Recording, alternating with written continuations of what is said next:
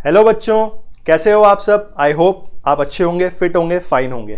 ठीक, मेरा नाम है रोशन कुकरेजा और मैं ई सरल में एज ए केमिस्ट्री फैकल्टी आपको केमिस्ट्री सिखाऊंगा।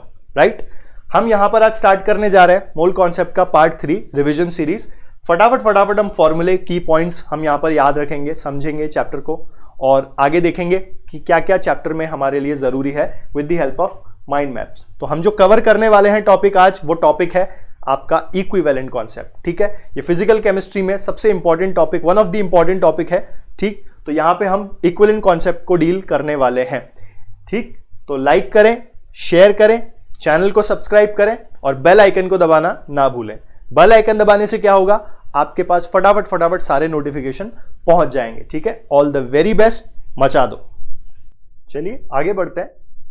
जब हमने स्टोइशियोमेट्री और लिमिटिंग रिएजेंट को पढ़ा, उसको समझा, तो हमें एक चीज समझ में आई कि आप किसी भी रिएक्टेंट और प्रोडक्ट के बीच में उनके अमाउंट ऑफ सब्सटेंस या उनके वॉल्यूम या उनके प्रेशर या उनके नंबर ऑफ सब्सटेंसेस या फिर आप उनके मास के बीच का रिलेशनशिप निकाल सकते हो।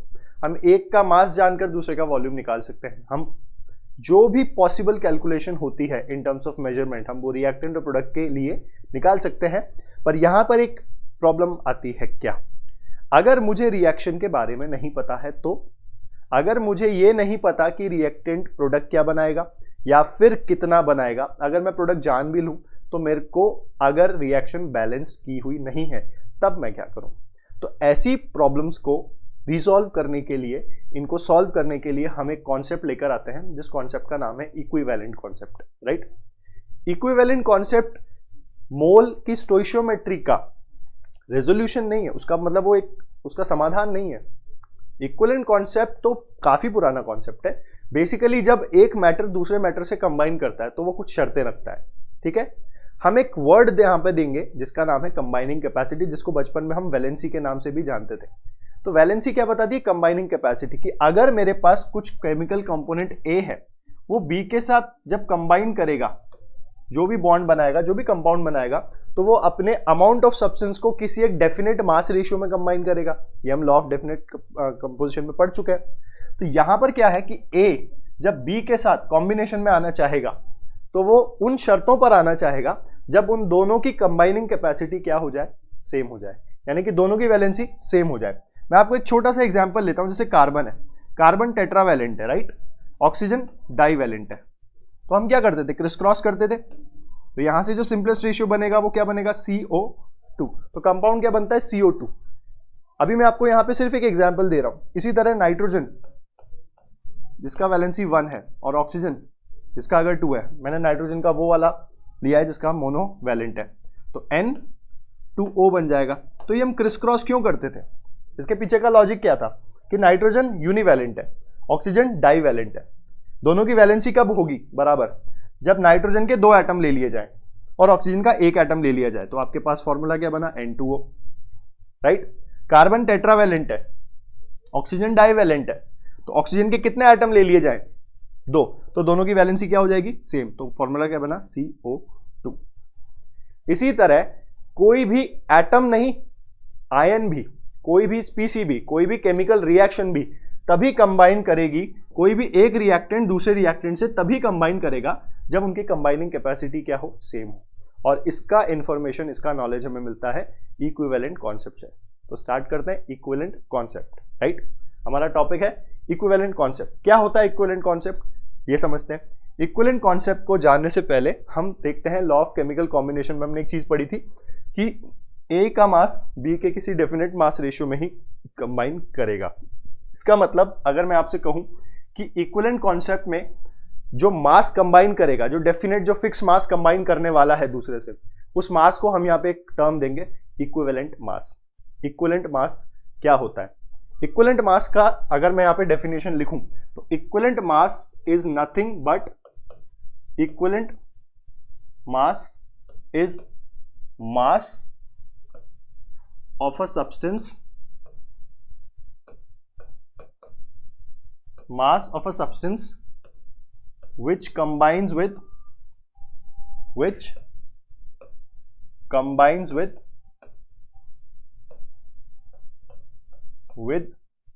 one part by mass 1 part by mass H atom, ठीक है, 8 part by mass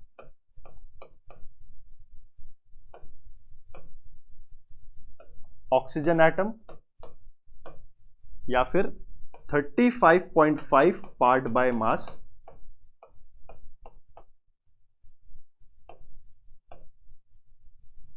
chlorine atom. कहने का मतलब यह है कि हम किसी भी सब्सटेंस के इक्विवेलेंट मास को क्या कहेंगे। जैसे मान लीजिए मैग्नीशियम है, मैग्नीशियम को इक्विवेलेंट मास की वैल्यू अगर पता करनी हो तो वो कैसे करेगा, वो अगर हाइड्रोजन के 1 पार्ट बाय मास, अब मैं यहाँ पे पार्ट बाय मास क्यों बोल रहा हूं, क्योंकि कोई एएमयू में यूज कर सकता है यूनिट, कोई ग्राम्स में कर सकता है, कोई किलोग्राम्स में भी कर सकता है, तो दोनों तरफ यूनिट्स क्या रहनी चाहिए, सेम, ये कॉमन अंडरस्टैंडिंग है। तो मैग्नीशियम का वो पार्ट जो हाइड्रोजन के 1 पार्ट बाय मास से कंबाइन करेगा, कैसे, जैसे मैग्नीशियम है, हाइड्रोजन के साथ रिएक्ट करेगा, MgH2 बना दिया, ठीक। तो हाइड्रोजन यहां पर कितना, बैलेंस है इक्वेशन, देखो 2 ग्राम्स हाइड्रोजन 24 ग्राम, तो 2 ग्राम से 24 है, तो 1 ग्राम से कितना कंबाइन करेगा, 12 ग्राम, यूनिटरी मेथड लगा दिया। तो 1 ग्राम से कितना कर रहा है, 12 ग्राम, तो यहां पे इक्विवेलेंट वेट क्या आ जाएगा मैग्नीशियम का, 12 ग्राम, राइट। इसको मैं EW से रिप्रेजेंट कर रहा हूं। इसी तरह मैं अगर आपसे कहूं कि यहां पे मुझे ऑक्सीजन के साथ रिएक्शन करानी है, तो सपोज मैंने सोडियम ले लिया, Na+O2, Na2O, राइट, ये बैलेंस हो गया। अभी बैलेंस कर रहे हैं, बाद में बैलेंस करने की जरूरत नहीं पड़ेगी। ऑक्सीजन का कितना 32 ग्राम, सोडियम का कितना 23 × 4 ग्राम, तो 32 से कितना कर रहा है 23 × 4, तो 8 ग्राम से कितना करेगा 23 × 4 बाय 32 × 8, तो 8 4 जा 32, 4 से 4 गया, कितना आया 23 ग्राम। तो सोडियम का इक्विवेलेंट वेट यहां पर क्या हुआ 23 ग्राम। तो ये तो हमने बैलेंस किया इक्वेशन को।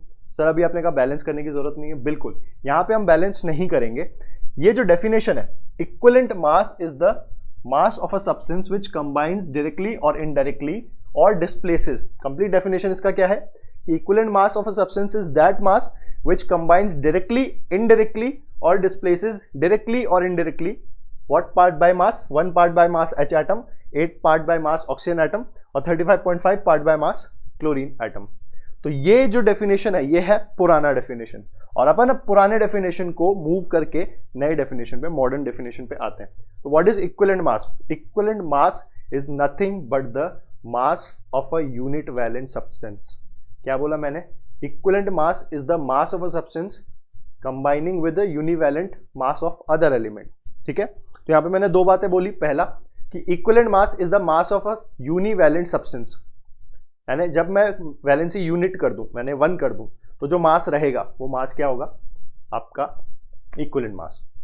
कि जब A और B आपस में कंबाइन करेंगे तो उनके यूनिट वैलेंसी का जो मास होगा वो आपस में कंबाइन करेगा। कहने का मतलब क्या है कि जब A और B अपनी वैलेंसीज इक्वेट कर देंगे, बराबर कर देंगे, तब जाके एक दूसरे से कंबाइन करेंगे। फॉर एग्जांपल अगर A का वैलेंसी 2 है और B का वैलेंसी 3 है, तो इसका यूनिट वैलेंसी कितना हो जाएगा, डिवाइड बाय 2 कर दो। तो अगर मैं इसको डिवाइड बाय 2 कर दूं, ठीक, और इसको डिवाइड बाय 3 कर दूं, तो इनकी जो मास की वैल्यू आएगी वो मास की वैल्यू क्या कहलाएगी, यूनिवैलेंट मास। और इस यूनिवैलेंट मास को ही हम क्या कहेंगे, इक्विवेलेंट मास। समझ में आ रही बात। क्या बोला मैंने यहां पे कि अगर A का वैलेंसी 2 है और B का वैलेंसी 3 है, तो जो मास रेशियो कंबाइन करेगा उसे ही हम क्या बोलेंगे, इक्विवेलेंट मास। इसका अगर मैं एग्जांपल देखूं आपके सामने, तो सपोज करो मेरे पास CaCl2 है, ठीक। मैं कैल्शियम ले लेता हूं, कैल्शियम का मोलर वेट 40 है और क्लोरीन का 35.5 है, ठीक है ना।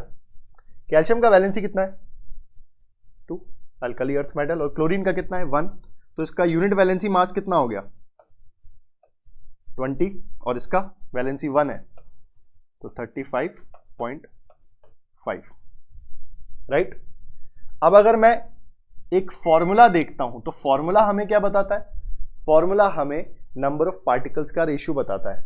तो इस फॉर्मूले में कैल्शियम के अगर मैं नंबर ऑफ पार्टिकल्स निकालना चाहूं तो 20 बाय मोलर वेट 40, और क्लोरीन के 35.5 अपॉन 35.5। तो यहां से अपने पास क्या आया? 1/2, और ये कितना आया? 1। तो इसका सिंपलेस्ट रेशियो क्या हो जाएगा? 1:2, यानी कि एक कैल्शियम का एटम और 2 क्लोरीन के एटम। समझ में आ गई बात? ऐसे इनके मासेस तभी कंबाइन करेंगे जब इनकी वैलेंसीज बराबर हो। अब वैलेंसीज बराबर कैसे होगी? किसी की वैलेंसी 2 है, किसी की 3 है, तो क्या करेंगे? वो अपनी यूनिट वैलेंसी का मास निकाल देते हैं, और इसी यूनिट वैलेंसी मास को हम क्या कहते हैं? Equivalent mass. अब एलिमेंट्स जो हैं, एलिमेंट्स की वैलेंसी होती है, कंपाउंड की थोड़ी वैलेंसी होती है। मैं बोलूँ H2SO4 की वैलेंसी क्या है? नहीं पता। KMnO4 की वैलेंसी क्या है? नहीं पता। आपको एलिमेंट की वैलेंसी पता कर सकते हो। दूसरा, आप देखोगे कुछ एलिमेंट्स ऐसे होते हैं जो वेरिएबल ऑक्सीडेशन स्टेट्स भी दिखाते हैं। रिडॉक्स में हम पढ़ेंगे ऑक्सीडेशन स्टेट्स के बारे में, तो वहां पर वैलेंसी क्या होगी? तो वहां वैलेंसी डिफरेंट होती है। तो हम एलिमेंट्स के लिए तो कहते हैं वैलेंसी, बाकियों के लिए वैलेंसी नहीं कहेंगे। तो हमारा जो इक्विवेलेंट वेट का डेफिनेशन बना, वो मॉडर्न डेफिनेशन क्या बना? Equivalent weight is equal to molar weight या फिर molar mass divide by valency, या फिर मैं यहां पे बोलूंगा वैलेंसी फैक्टर। क्या बोलेंगे? Valency factor. ये जो वैलेंसी फैक्टर है इसको एन फैक्टर भी बोलते हैं, यानी कि इक्विवेलेंट वेट में बोल सकता हूं molar weight upon n factor. ये हुआ हमारा इक्विवेलेंट वेट का फॉर्मूला। ठीक है, इसको हमको याद रखना है। मोलर वेट मुझे सबका पता रहता है। मोलर वेट अगर मुझे सबका पता है तो मुझे काम क्या करना है? मुझे सिर्फ एन फैक्टर निकालना है। तो ये एन फैक्टर हर रिएक्शन के लिए डिफरेंट होता है। अभी जो मैंने आपको एग्जांपल दिए वो एग्जांपल दिए सिंपल एलिमेंट्स के। ठीक है, what if there is a compound, what if there is an acid base reaction, what if there is redox reaction, अलग अलग के लिए अलग अलग होता है। What if there is a salt, right. तो सबसे पहला हमारा जो टारगेट है वो टारगेट क्या है? एन फैक्टर निकालना। ठीक है, तो हम क्या करेंगे? Calculation of n factor. ये एन फैक्टर निकालना है हमको, और एन फैक्टर निकालने के लिए सबसे पहला जो स्टेप है वो है किसी एलिमेंट का एन फैक्टर जानना।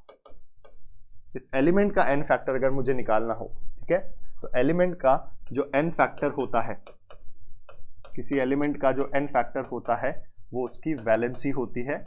That is it. उसकी वैलेंसी को ही हम एन फैक्टर बोलते हैं। एग्जाम्पल, अगर मैं आपसे बोलूं कि हाइड्रोजन का एन फैक्टर कितना है? 1। ठीक है, आप बोलो कैल्शियम का कितना है? 2। सोडियम का कितना है? 1। एल्यूमिनियम का कितना है? 3। तो इक्विवेलेंट वेट क्या हो जाएंगे इनके? इक्विवेलेंट मास क्या हो जाएंगे?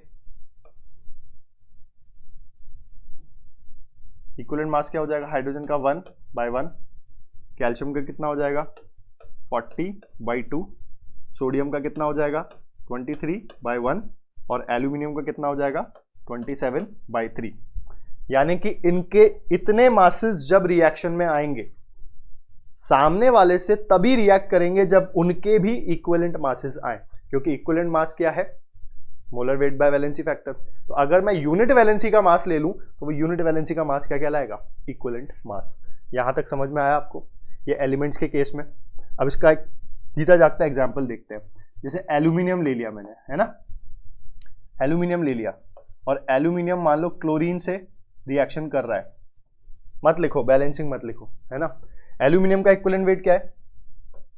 27/3 यानी 9 ग्राम, और क्लोरीन का वैलेंसी कितना है?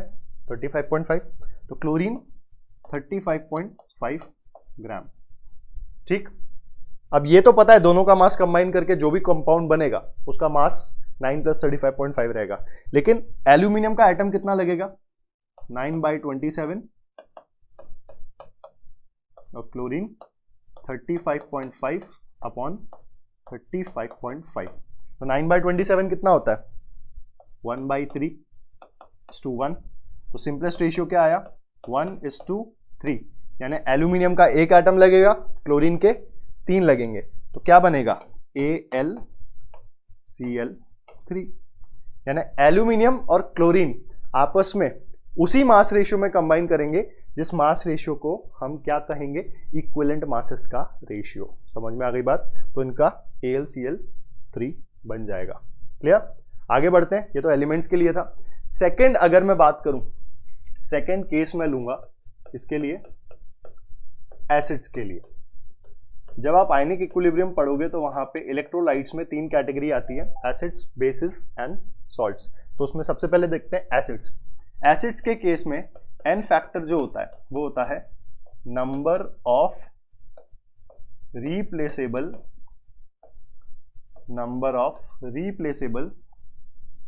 H+ आयंस, यानी कितने H+ आयन रिप्लेस हो सकते हैं। एग्जाम्पल HCl जब भी रिप्लेस होगा, अब ये सर ये रिप्लेस करने का मतलब क्या है? एसिड बेस से रिएक्ट करता है, बेस एसिड से H+ मांगता है, बेस कितना H+ लेगा किसी रिएक्शन में, वही उसका एन फैक्टर है। ठीक है, तो HCl के पास कितना H दिख रहे हैं? एक ही H है, और रिप्लेसेबल भी कितने हैं? 1। ठीक है, इसी तरह H2SO4, अब H2SO4 में क्या है? एक से ज्यादा है, यानी 2 है सिंपली। तो इस केस में 1 भी हो सकता है, 2 भी हो सकता है, डिपेंड करेगा रिएक्शन पे। H2SO4 का मैक्सिमम कितना हो जाएगा? 2। इसी तरह अगर मैं HNO3 बोलूं तो इसके पास भी एक है, राइट। और अगर मैं आपसे बोलूं H3PO4, तो H3PO4 के कितने हैं? 3। H3PO3 इसके पास मैक्सिमम 2, और H3PO2 1। इसी तरह हम बेसिस के लिए अगर ले लें,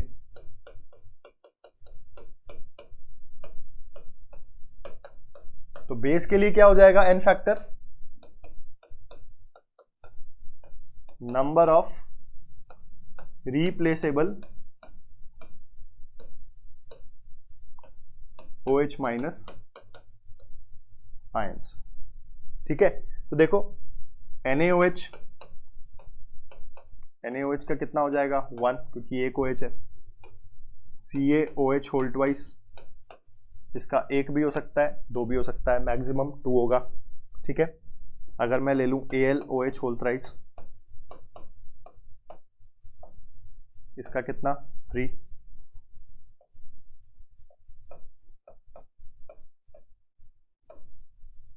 इसमें कितना OH है? 1। ये एक तरीके का सॉल्ट भी है, और OH रिप्लेसेबल है, तो ये बेसिक सॉल्ट कहलाएगा, राइट। तो ऐसे ही हम OH भी निकाल सकते हैं। एसिड्स के केस में H+, बेसिस के केस में OH-। अब देखो, इसका अगर 3 दे रखा है तो जरूरी नहीं है 3 के 3 ही रिप्लेसेबल हो। ये क्या बात हुई, ये देखते हैं एक एसिड बेस रिएक्शन में। फॉर एग्जाम्पल मेरे पास H2SO4 है, ठीक है, उसकी मैं रिएक्शन कराता हूं NaOH से। तो अगर NaOH का एक OH H2SO4 के एक H+ के साथ कंबाइन करता है, तो एक H+ और एक OH- मिलके एक वाटर बना देंगे। ठीक है, स्पेक्टेटर आयन कौन कौन से आ जाएंगे? H2SO4 है, जैसे H2O बना गया वो, तो एक H गया तो HSO4- और इधर Na+, तो ये बन जाएगा आपका NaHSO4। तो यहां पर इसका एन फैक्टर कितना हुआ? 1, और यहां पे इसका एन फैक्टर 1। ठीक, यहां तक आ गई बात समझ में? क्लियर? तो इसका इक्विवेलेंट वेट क्या हो जाएगा यहां पर? 98/1, और इसका 40/1। लेकिन अगर मैं यहां पे H2SO4 प्लस NaOH ले लूं, और मैं ये कहूं कि इसके पास 2 H+ हैं, तो इसके 2 H+, 2 OH मांगेंगे, तो NaOH के पास तो एक ही है, तो वो क्या करेगा? 2 मोल NaOH से रिएक्ट करेगा, तो 2 H+, 2 OH- से रिएक्ट करके 2 वाटर बना लेंगे, और क्या छोड़ देंगे पीछे? Na2SO4। ठीक, तो ये क्या हुआ? ये रिएक्शन हो गई। ठीक, अब देखो इसका एन फैक्टर 2, इसका एन फैक्टर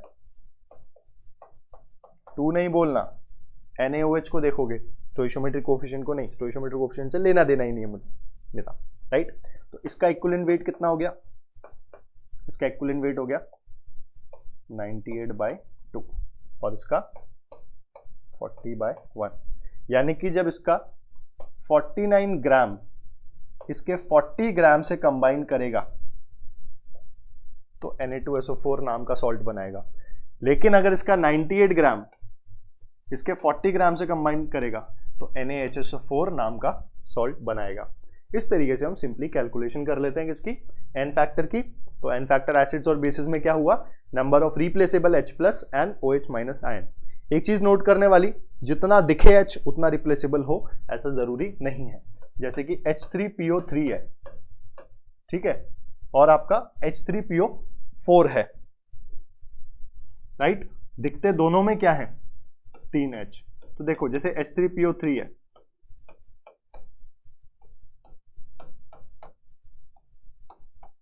H3PO3 का स्ट्रक्चर हो गया ये, राइट। इसी तरह H3PO4 अगर ले ले,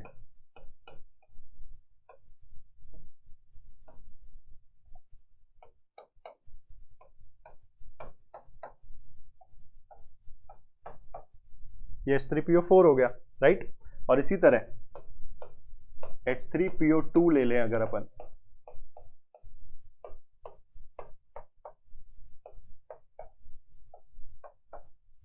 राइट। तो ये 3 स्ट्रक्चर है हमारे पास, राइट। H3PO4, इसमें जो भी हाइड्रोजन ऑक्सीजन से जुड़े हुए हैं वो रिप्लेस किए जा सकते हैं, 100% करेंगे, रिएक्शन पे डिपेंड करता है। तो इसका एन फैक्टर क्या हो गया, 3। ऑक्सीजन से कितने बॉन्डेड है, 3। यहां पे ऑक्सीजन से कितने बॉन्डेड है, 2। तो एन फैक्टर कितना हुआ, 2। और यहां पे ऑक्सीजन से कितना बॉन्डेड है, 1। तो एन फैक्टर कितना हो गया, यहां पे 1 हो गया। तो ये 1 हो गया, ये 3 हो गया और ये 2 हो गया। समझ में आ गई बात। तो H3PO3, H3PO4, H3PO2 तीनों में 3H दिख रहा है, लेकिन क्या तीनों के तीनों रिप्लेसेबल है, नहीं। इसी तरह अगर मैं आपसे बोलूं कि HCOOH है तो इसमें 2H दिख रहा है, दोनों के दोनों रिप्लेसेबल हैं क्या, नहीं। यहां पे दोनों के दोनों रिप्लेसेबल नहीं है, ठीक है।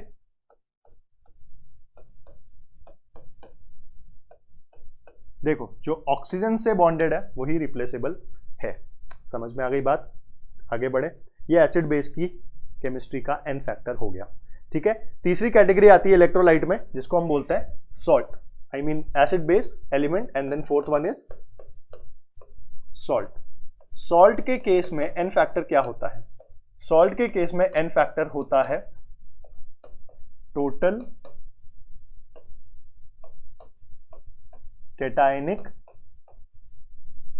या फिर टोटल एनायनिक चार्ज, ठीक। टोटल कैटायनिक या फिर टोटल एनायनिक चार्ज जो होगा वो आपका क्या कहलाएगा, एन फैक्टर सॉल्ट के केस में। फॉर एग्जाम्पल अगर मैं आपसे बोलूं AlCl3 का एन फैक्टर कितना है, तो AlCl3 में अगर हम देखें तो ये किस तरीके से टूटेगा, ये टूटेगा Al+3 आयनाइज होगा, Al+3 और 3Cl माइनस में। तो टोटल कैटायनिक चार्ज कितना, एक एल्यूमिनियम आयन है उस पर कितना चार्ज है, +3, तो इसका +3 हो गया। क्लोरीन पे कितना है, एक माइनस का, टोटल कितने 3, तो -3 हो गया। तो देखो मैग्नीट्यूड क्या रहेगा, सेम 3, तो इसका एन फैक्टर 3 हो गया। इसी तरह सेकंड अगर आप देखो ZnCl2, उसमें एक Zn +2 +2Cl माइनस, तो इसमें टोटल कैटायनिक चार्ज कितना हुआ, +2, टोटल एनायनिक चार्ज -1, कितने हुए 2, तो -2, तो एन फैक्टर कितना हुआ, 2 हो गया, राइट। इसी तरह अगर मैं आपसे बोलूं कोई एक जनरलाइज AXBY टाइप का सॉल्ट है, तो ये किस में टूटेगा, ये टूटेगा X mole of A plus Y mole of B, ठीक। तो देखो X मोल ऑफ A है, जो B का एटम दिया हुआ है वो यहाँ पे चार्ज आ जाएगा +Y, और यहाँ पे माइनस एक्स, तो यहाँ पे टोटल चार्ज कितना हुआ प्लस एक्स वाई, और यहाँ पे कितना हुआ माइनस एक्स वाई, ठीक है ना। तो यहाँ पे हमारे पास कैटायनिक चार्ज क्या हुआ प्लस एक्स वाई, एनायनिक क्या हुआ माइनस एक्स वाई, मैग्नीट्यूड क्या हुआ सर एक्स वाई। तो एक्स वाई इसका मैग्नीट्यूड है, तो इसका इक्विवेलेंट वेट कैसे निकालेंगे, एन फैक्टर से। तो पहले तो एन फैक्टर निकालो बाबा, एन फैक्टर क्या आ जाएगा इसका एक्स वाई, समझ में आ गई बात। तो कोई भी आप सॉल्ट का भी एन फैक्टर निकाल सकते हो। सर हम इक्विवेलेंट वेट क्यों निकाल रहे हैं, क्योंकि इक्विवेलेंट वेट पता है तो मुझे पता चलेगा कंबाइन कितना करेगा, क्योंकि ए और बी रिएक्शन तभी करेंगे जब इनका कॉम्बिनेशन इनके इक्विवेलेंट मास के रेशियो में हो। और अगर मुझे ये पता लग गया तो मैं फॉर्मूला भी पता लगा सकता हूं प्रोडक्ट का। देखा था ना, एल्यूमिनियम का 9 ग्राम क्लोरीन के 35.5 ग्राम से कंबाइन करेगा और उतना रेशियो ही करेगा, तो आपका फॉर्मूला क्या बनेगा। तो यहां से मेरे कई फायदे हैं, मुझे बैलेंसिंग की भी जरूरत नहीं है। बैलेंसिंग की जरूरत क्यों नहीं है वो एक आगे हम टॉपिक देखेंगे लॉ ऑफ इक्विवेलेंस में, ठीक है। और हमें यह भी पता लग जाएगा कि फॉर्मूला क्या बनेगा प्रोडक्ट का। तो काफी काफी काफी एडवांटेजेस हैं इक्विवेलेंट कॉन्सेप्ट को समझने के, ठीक है। ये चौथी कैटेगरी खत्म होती है। अगर सर न्यूट्रल मॉलिक्यूल ना हो, आयन हो, तब क्या, तब आपका एन फैक्टर हो जाएगा n factor equal to charge, charge on ion. तो आयन पे जो चार्ज होगा आपका वो क्या कहलाएगा, आपका एन फैक्टर, ठीक है। जैसे एग्जाम्पल के तौर पे SO4 -2 N factor 2, simple right. अगर मैं आपसे बोलूं Al+3 तो इस पे एन फैक्टर 3। अगर मैं बोलूं C2F4 -2 तो n factor 2, MnO4 minus n factor 1। तो इस तरीके से हम चार्ज, जो भी चार्ज दे रखा है, जो भी चार्ज का मैग्नीट्यूड है वो उसका एन फैक्टर हो जाएगा। जैसे यहाँ पे 2 है तो एन फैक्टर 2 हो गया, इधर -2 है, इधर +3 है, इधर -1 है, तो हमको चार्ज नहीं लेना है एन फैक्टर में, ठीक है ना। वैलेंसी कभी भी प्लस माइनस नहीं बोलते थे ना, इसी तरह चार्ज में भी चार्ज का मैग्नीट्यूड ही आएगा सिर्फ। ये समझ में आ गया बात, क्लियर है यहाँ तक। हम यहाँ पे निकाल सकते हैं आयन के लिए, ठीक, समझ में आ गई बात। तो जाहिर सी बात है कि इनके जो इक्विवेलेंट वेट्स हैं इनके एन फैक्टर से डिवीजन देके निकाले जा सकते हैं, ठीक है। जो नेक्स्ट चीज है वो नेक्स्ट है हमारे पास रिडॉक्स। रिडॉक्स के लिए देखते हैं, रिडॉक्स में रिएक्शन जो होती है उसमें ऑक्सीडेशन नंबर में बदलाव होता है। यानी कि अगर मुझे रिडॉक्स में एन फैक्टर निकालना हो तो हम कैसे निकालेंगे, चेंज इन ऑक्सीडेशन नंबर या स्टेट पर मॉलिक्यूल या फिर जो स्पीसी गिवन है, जो भी केमिकल स्पीसी गिवन है उसके उस एलिमेंट के ऑक्सीडेशन नंबर में जितना चेंज आ रहा है पर मॉलिक्यूल या पर स्पीसी, उसे हम क्या कहेंगे, उसका एन फैक्टर। जैसे MnO4 माइनस मैंने लिया, ठीक है। MnO4 अगर एसिडिक मीडियम में है तो रिड्यूस होके Mn+2 में जाता है, राइट। अगर ये बेसिक मीडियम में है, ठीक है, तो ये MnO4 -2 में जाएगा, राइट। और अगर ये न्यूट्रल मीडियम में है तो ये Mn+4 में जाएगा। तो देखो मैंगनीज का यहाँ पे ऑक्सीडेशन स्टेट +7 आएगा, वो आप रिडॉक्स में सीखोगे कैसे निकालते हैं। ये +2 है तो +7 से +2, तो इसके एक मॉलिक्यूल या एक स्पीसी में ऑक्सीडेशन नंबर का बदलाव कितना आ रहा है, 7 से 2 कितना हुआ 5, तो एन फैक्टर इसका 5 हो गया, ये इसका एन फैक्टर 5 हो गया। अगर ये बेसिक मीडियम में रिएक्शन देता तो +7 से यहां पे निकालो +6, तो +7 से +6 जा रहा है, कितने का चेंज लेके आ रहा है, 1 का, तो एन फैक्टर 1 हो गया। इसी तरह +7 से +4 तो 7 से 4 3, तो n फैक्टर कितना हुआ 3। तो इस केस में इक्विवेलेंट वेट क्या हो जाएगा MnO4 माइनस का m/5। इस केस में equivalent weight of MnO4 minus m/1 और इस केस में equivalent weight of MnO4 minus will be m/3। समझ में आ गई बात। तो ये यहां से रिडॉक्स के लिए हम इक्विवेलेंट वेट निकाल सकते हैं, राइट। n फैक्टर निकल के आ गया, काम खत्म। हमारा टारगेट क्या था n फैक्टर। अब अगर मैं आपसे ये बोलूं कि हमें n फैक्टर समझ में आ गया तो हमें इक्विवेलेंट वेट भी समझ में आ गया। और सर इक्विवेलेंट वेट जो होता है, कोई भी कभी भी कोई केमिकल रिएक्शन होती है तो उनके इक्विवेलेंट वेट्स आपस में क्या करते हैं, कंबाइन करते हैं। जैसे कि मैं आपसे बोलूं कि A और B, ठीक है, ये कंबाइन कब करेंगे, when equivalent weight of A combines, always यहां लिखेंगे हम, always equivalent weight of A combines with equivalent weight of B और देयर रेशियो,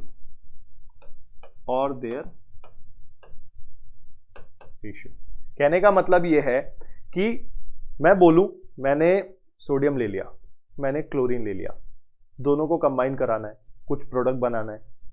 आप ऐसे तो जानते हो NaCl बनेगा, पर भूल जाओ कि NaCl बनेगा। सोडियम क्लोरीन के साथ कंबाइन कब करेगा, क्यों करेगा? वो पहली बात तो कंबाइन तब करेगा जब वो दोनों एक दूसरे को ये बोले कि ना तो मैं अपनी वैलेंसी बदलूंगा ना तू अपनी वैलेंसी बदल। तो एक काम करते हैं, दोनों वैलेंसी 1 कर लेते हैं। तो यूनिट वैलेंसी के लिए जो मास कंबाइन करता है उसको इक्विवेलेंट मास बोलते हैं। और कभी भी केमिकल कॉम्बिनेशन होता है तो इक्विवेलेंट मासेस आपस में कंबाइन करते हैं, या फिर उनके इक्विवेलेंट मासेस का रेशियो। इसी तरह हम ये बोलेंगे कि अगर सोडियम का कुछ भी मास ले लिया और क्लोरीन का कुछ भी मास ले लिया तो वो कुछ भी मास ऑफ क्लोरीन से कंबाइन नहीं करेगा, ठीक है। या तो उतना मास ले जितना मास उनके इक्विवेलेंट वेट के बराबर होगा, या फिर उनका उतना मास ले लिया जाए जो इक्विवेलेंट मासेस के रेशियो में होगा। ये बात आ गई समझ में? इसमें कोई डाउट नहीं, ठीक। तो ये हमारा ए और बी के कॉम्बिनेशन का एक यूनिवर्सल रूल है, ठीक है। चाहे तो उसको एक एग्जांपल से भी देख सकते हैं।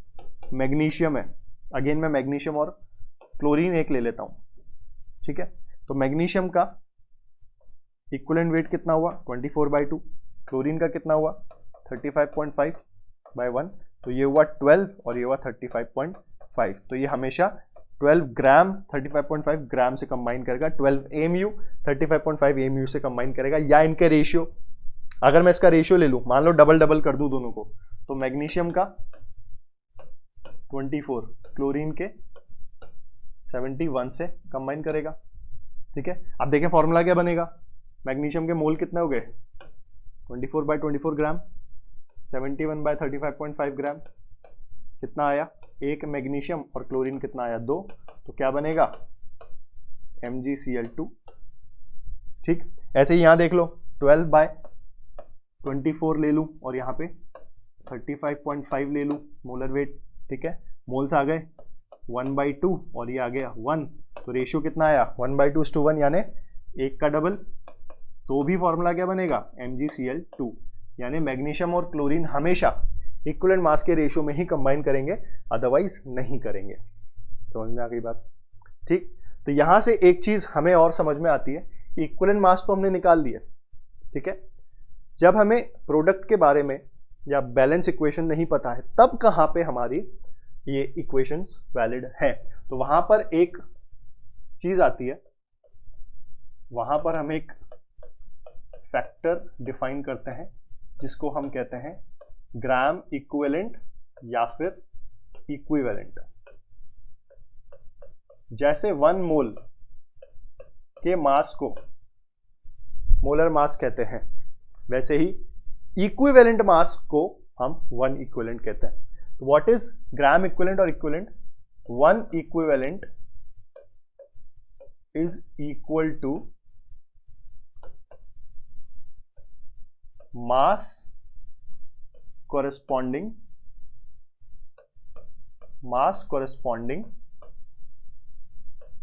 to equivalent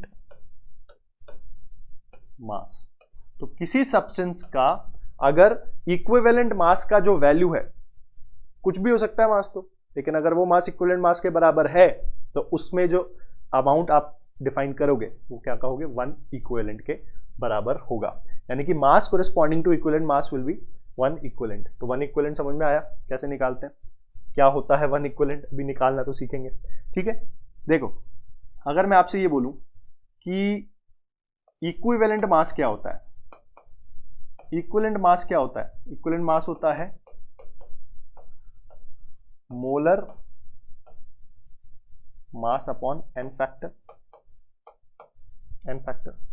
और इक्विवेलेंट मास क्या होता है, molar mass by n factor. ठीक है, इक्विवेलेंट क्या होता है, ग्राम इक्विवेलेंट क्या होता है, तो ग्राम इक्विवेलेंट होता है आपका, जैसे हमने वेट बाय मोलर वेट में मोल निकाला था, ग्राम इक्विवेलेंट होता है वेट बाय इक्विवेलेंट वेट। अब ध्यान देना, इक्विवेलेंट वेट क्या है, molar weight by n factor. तो ग्राम इक्विवेलेंट क्या हुआ, वेट अपॉन मोलर वेट की जगह मैंने क्या लिख दिया, इक्विवेलेंट वेट, या इक्विवेलेंट वेट की जगह सॉरी क्या लिख दिया, मोलर वेट। तो molar mass by n factor, तो ये n फैक्टर ऊपर चला गया, राइट। तो वेट बाय मोलर वेट क्या होता है, मोल्स। तो ग्राम इक्विवेलेंट क्या हो गए यहां पे हमारे, ग्राम इक्विवेलेंट हो गए n फैक्टर इनटू मोल। तो ये रिलेशन आ गया किसके बीच में, ग्राम इक्विवेलेंट्स और मोल के बीच में। तो अगर मैं किसी सब्सटेंस के मोल को n फैक्टर से मल्टीप्लाई कर दूं तो मेरे पास क्या आ जाएंगे, ग्राम इक्विवेलेंट। फॉर एग्जांपल हम यहाँ पे एक एसिड बेस रिएक्शन लिख रहे हैं, H2SO4 प्लस NaOH, राइट। ये अगर 2H प्लस और 2OH माइनस लेके Na2SO4 और वाटर बना दें तो रिएक्शन कुछ इस तरह की होगी, ठीक है ना। अब यहां पे मैं क्या बोल सकता हूं कि एक मोल इसके 2 मोल से कंबाइन करके 1 मोल Na2SO4 और 2 मोल वाटर बनाता है, ठीक। अब देखो ये 1 मोल, ये 2 मोल, ये 1 मोल 2 मोल में कैसे बोल पा रहा हूं, जब मुझे बैलेंसिंग पता है, राइट। अब अगर मैं इनमें ग्राम इक्विवेलेंट्स निकालना चाहूं तो देखो इसके मोल कितने लग रहे हैं, मतलब या तो ये मोल होंगे या ये मोल रेशियो होगा, राइट। तो अगर मैं मान लूं कि इनके मोल कितने हैं, 1 2 1 2, मुझे यहां पे n फैक्टर अगर देखना हो दोनों का, चारों का n फैक्टर, H2SO4 ने कितना H प्लस दिया ताकि Na2SO4 बना, दोनों के दोनों दे दिए, तो इसका n फैक्टर 2 हो गया। इसका n फैक्टर NaOH के एक मॉलिक्यूल में कितना OH है, 1, तो ये n फैक्टर कितना देगा, 1। Na2SO4 2Na plus SO4 minus 2, charge कितना 2, तो n फैक्टर 2, और वाटर में 1। तो देखो यहां पे जो इक्विवेलेंट्स आएंगे, इक्विवेलेंट्स कैसे आएंगे, n फैक्टर इंटू मोल। तो n फैक्टर इंटू मोल 2, 2 इंटू 1 2, 1 इंटू 2 2, और 2 इंटू 1 2। क्या यहां पे सभी के ग्राम इक्विवेलेंट बराबर आ रहे हैं, यस। दोनों के, चारों के, पांचों के, सभी के ग्राम इक्विवेलेंट्स क्या आ रहे हैं, बराबर आते हैं। इस प्रक्रिया या इस डेफिनेशन या फिर इस असलियत को, इस सच्चाई को हम क्या कहते हैं, लॉ ऑफ इक्विवेलेंस। क्या कहता है law of equivalence, law of equivalence ये कहता है कि during the course of a reaction, during a chemical process, all the gram equivalents, all the equivalents of everything present in that reaction, be it reactant, be it product, सभी reactants और products के number of gram equivalents क्या होते हैं, बराबर होते हैं। ये बात आ गई समझ में। तो यही हमारा लॉ ऑफ इक्विवेलेंस है। और हम इक्विवेलेंट्स कैसे निकालते हैं, इक्विवेलेंट्स निकालते हैं मोल को n फैक्टर से मल्टीप्लाई करके, राइट। अब अगर मैं यहां पे आपसे कहूं कि सर H2SO4 जो है वो NaOH के साथ रिएक्शन करके एक ही H प्लस और एक ही OH माइनस दे, तो एक H और एक OH से एक वाटर बनेगा, राइट। क्या बचा, HSO4 और Na, तो ये NaHSO4 बन गया, राइट। बैलेंस है, तो मोल कितना है, 1 1 1 1, और इसका n फैक्टर देखो कितना H दिया इसने, 1, तो इसलिए इसका n फैक्टर 1 हुआ, ये तो वैसे ही 1 देगा। Na plus positive 1, HSO4 minus 1, तो चार्ज कितना है 1, और वाटर का 1। तो यहाँ पे इक्विवेलेंट्स कितने हो गए, 1 into 1 1 equal to 1 into 1 1 equal to 1 into 1 1 equal to 1 into 1 1। ये क्या हो गया, इनके इक्विवेलेंट्स हो गए, राइट। तो सभी के इक्विवेलेंट्स क्या है, बराबर है। यही हमारा लॉ ऑफ इक्विवेलेंस है, राइट। आप चाहे तो अब Mg प्लस Cl2 MgCl2 बनाएगा, ठीक है ना। इसका एक, इसका एक, इसका एक, ठीक। तो इसके मोल कितने हैं, 1 1 1। और अपने n फैक्टर बोले तो मैग्नीशियम की वैलेंसी 2, क्लोरीन का एक एटम नहीं है, 2 एटम है, 2 एटम के लिए n फैक्टर 2, और Mg प्लस 2 Cl माइनस, तो n फैक्टर 2। तो इनके इक्विवेलेंट्स क्या हो गए, 2 2 2, ठीक। मैं अगर ले लूं, when a metal reacts with acid,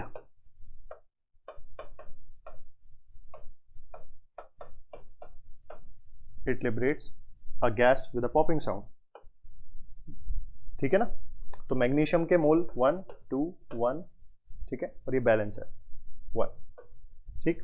तो n factor 2 H plus Cl minus, ठीक है, एक ही H देगा तो n फैक्टर 1, ठीक। इसका Mg प्लस 2 Cl माइनस 1 के 2 एटम, और एक H का 1 है तो 2 का 2, तो n factor into mole gram equivalents 1 into 2 2, 2 into 1 2, 1 into 2 2, 1 into 2 2। तो देखो ग्राम इक्विवेलेंट्स क्या है, बराबर आ रहे हैं। समझ में आ गई बात। तो यहां से हम क्या बोल सकते हैं, लॉ ऑफ इक्विवेलेंस क्या होता है, law of equivalence,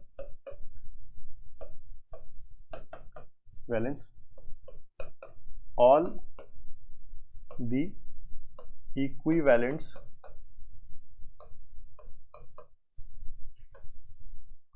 of reactant and product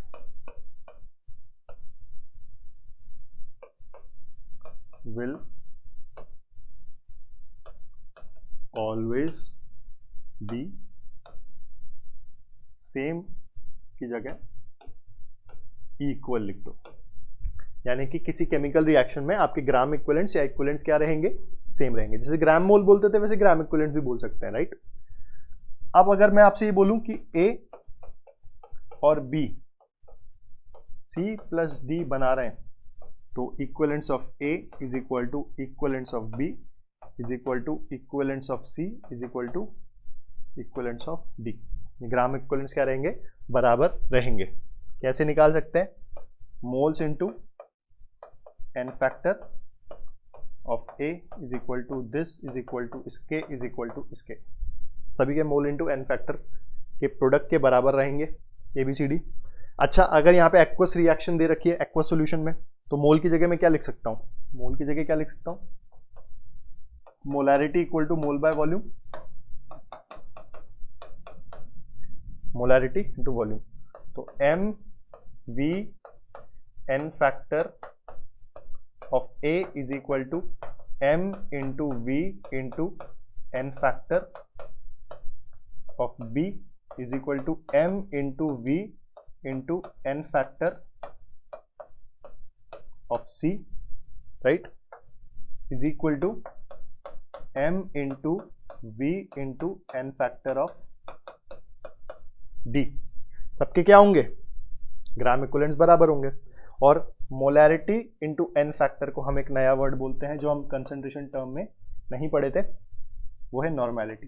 तो normality into volume of A is equal to normality into volume of B is equal to normality into volume of C is equal to normality into volume of D, ठीक।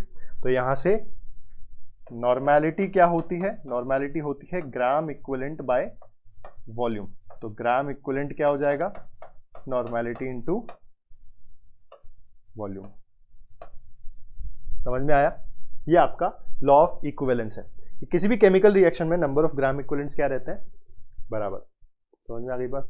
ग्राम equivalents कैसे निकालते हैं sir? मोल into valency factor और N factor या valency factor कैसे निकालते हैं उसके मेथड्स हमने पीछे देखे।